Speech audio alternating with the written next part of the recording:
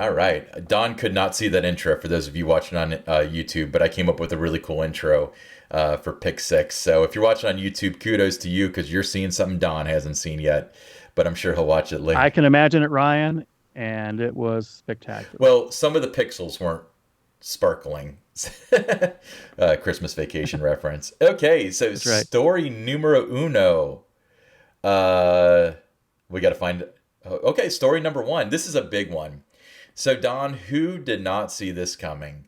Hershey Park announces the closure of the Wildcat roller coaster. So, Wildcat is a Great Coasters International (GCI).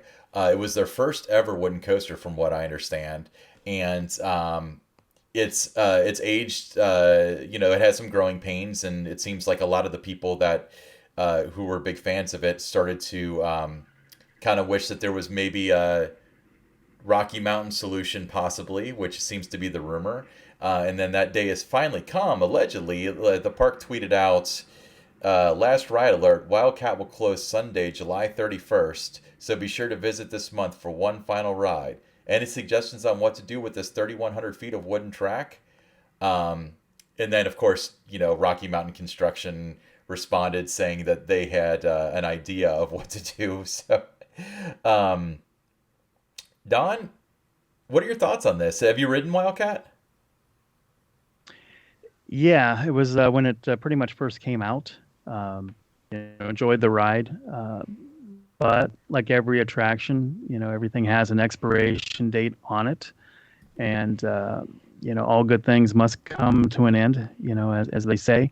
So it's at the end of the line there, and they have to do something else with it. They wouldn't be doing this unless it's reached that point to where you do have to make a decision on it. But it's always sad to see attractions go, and I can tell you that nobody at Hershey Park wants to get rid of that ride. So it's tough for them too, just as tough as it would be for big fans of the ride. But it's always exciting, to see speculation on what could be coming, and that's part of the fun. Yeah, yeah, I completely agree with you there. It's so cool that obviously with steel coasters inherently due to the laws of physics, they have an expiration date, and you can either do major rehab or you can remove them, as we've seen for so many in the past 5 or 10 years or so.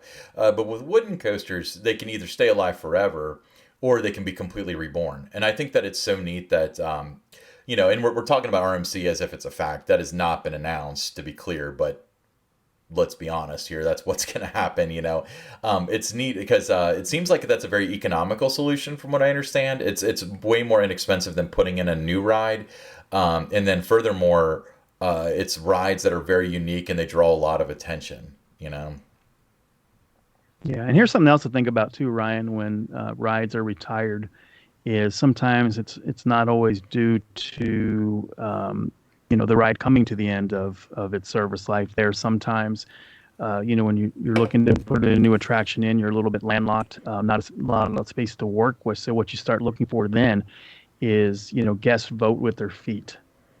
So you're looking at ridership numbers, is it still popular? Those kind of things. Now, I don't know, I'm not privy to what the ridership is of this ride or anything like that. But there's always a lot of factors that do get involved when it comes time to retire a ride. Yeah, absolutely. Sometimes you're landlocked.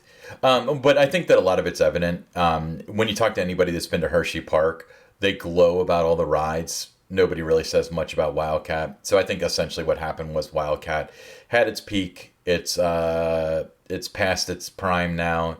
It's time to move on. So hats off to Hershey Park for making what was probably a tough decision, but good luck to them in the future with whatever future endeavors they may have for this ride. So that's pretty good. So Don.